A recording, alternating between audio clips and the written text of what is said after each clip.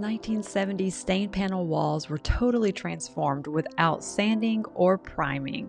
And today I want to share with you the product that we used and the result after putting wear and tear on it. When we moved into this house, I really dreaded having to paint all of the stain that was over this. I did not want to sand it all down. I did not want to have to put primer on all of it. It was just going to be a big headache. And someone told me about a product called Heirloom Traditions All-In-One Paint. I thought it would be worth a shot to see if it would work or not. They said that it did not require any kind of sanding down, any kind of primer. It almost just sounded too good to be true. But after I went through and primed one set of the bookcases, I quickly decided I did not want to do that on all of the walls. So I decided to give this paint a shot. I actually tested about 3 colors before I ended up deciding on the color that I used. And the color that I used on my walls is Almond. Now the website does say that they have their own brushes and all this stuff that you can buy from them, but I didn't buy all that. I just used stuff that I already had on hand. And this is what I used here. I used the press and seal to put down in the tray, which you can tell this tray has been used quite a few times. But I put that in there and it just makes for easy cleanup later. The hardest part about this whole project, I really believe, as far as using this paint, was getting into the paint. I ordered it from their website and it ships with a ring around the top of it, and it is crazy hard to get off of there. I tried everything that I could. I ended up finding one of those all-purpose knives that they say on the infomercials will cut through anything. Well, I tried it on the paint because I could not get into it. I finally was able to get into it, and we did get the ring off of it, and after that, I could start painting.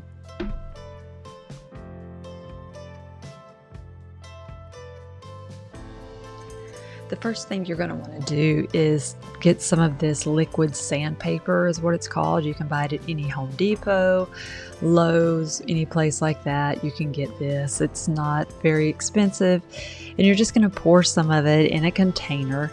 Of course, I use gloves and everything to protect my hands, but you're going to pour it in the container. And then I just took an old washcloth that we weren't going to be using anymore. After getting it on the washcloth, you literally just wipe it on your walls. It cleans your walls as well as sort of gets that shine off of the walls and just helps. It's going to help the paint to stick a little bit better. But doing this prep work is essential in making the paint work correctly, and it's definitely way better than having to sand your whole walls down and prime them. So this step is crucial, so don't skip this step.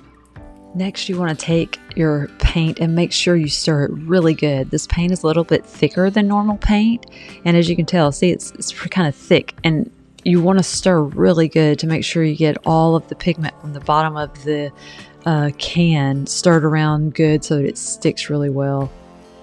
As you can tell, I just took a foam roller, just a regular foam roller, and I coated it pretty good before I put it on the wall. This is actually skipping ahead a little bit. I had already put the first coat on this wall, so you can kind of see. I just wanted you to see how much I was applying to the wall. But I did it pretty decent as far as the thickness of the paint goes. And then I also had a Purdy paintbrush. I love those paintbrushes, and I had that, and I would go over it to get rid of any streaks or things like that might happen from having a little bit of a thicker paint on there. So after you do the liquid sandpaper, just start trimming with your trim brush, and then after you trim with the trim brush, take your roller and go over it as well. And just making sure to sort of dab at any areas where it might have run or things like that. As long as you keep an eye on it as you go, it really does work great. You will end up having to do a second coat on it, but I promise you the second coat goes on so much easier and it's well worth it. The first coat I kind of like to call it ugly coat because it really does kind of look ugly. It's sort of streaked and it doesn't cover great, but just stick with it. And with the second coat, you'll see that it all kind of comes alive and it looks so much better. I also discovered that for me, it was easier to put your first coat on and then come back with your caulk and fill in all of the little crevices and all the little places that need to be filled in. If you'll take the time and do this step, your final project will end up looking so much better and so much more professional. So don't skip this step either. Take the time, caulk the gaps. It will look so much better. Here's a little bit of the footage that I took as I painted the bookcases. I just did the same exact process on it. I went through, I did the liquid sandpaper on it, then I did a first coat, caulked it, and then went back with the second coat. They turned out really nice, but I'll just speed this all up so you can just see the process.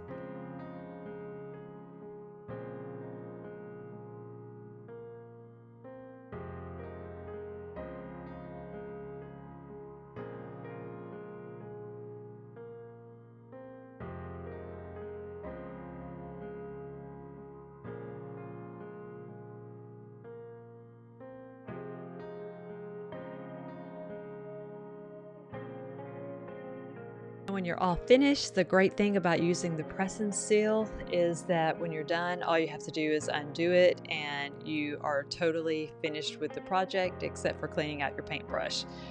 Using the press and seal makes it so easy to clean everything up. And this was the final result. I really, really liked it. I don't have anything to do, like, I'm not an associate with these Heirloom Traditions people, nothing like that. I just used the product. I really liked the product. And when I was looking on YouTube to see if anyone else had painted walls with this paint, I couldn't find anything. Everybody had painted furniture or things like that, but I wanted to know how did it work on walls. And so I thought if I put this out there, maybe it would help somebody else, but it really turned out great. We've had it on the walls now for several, probably a couple months maybe now, and it's really held up good. It's not chipping, anything like that. It's doing really good. So we were highly pleased with it. I would recommend it for anyone. And if you're wondering, I used about 3 gallons of paint to do all of these walls, the bookcases. I even went up the stairs in our stairwell there. So it didn't take the whole, maybe 2.5 gallons, but anyway, 3 gallons. I would definitely, if you're going to do a room about this size, I would definitely do 3 gallons. And you can purchase it on Amazon. I will leave a link below, but you can also purchase it from her website, and I will leave a link to that as well. Again, I'm not associated with them at all. I just thought this might help someone else. I know on her website a lot of times you can get discount codes, so that helps too. I will also say that when I started the project, I thought I might go with different colors, so I ordered a couple of the quartz from Amazon, and I am so glad that I ordered these quartz because one of the colors that I really thought I was just going to be in love with, when I got it on my walls, I was actually going to do the bookcase in it, and when I put it on the bookcase, I immediately knew this is not the right color. So, you know, if you're just kind of wondering what to do or what not to do, I would definitely order maybe the samples off of Amazon and see if you like it before you invest in buying a whole gallon of stuff. Anyway, I hope this helps someone, and I hope you have a wonderful day. Thanks for watching.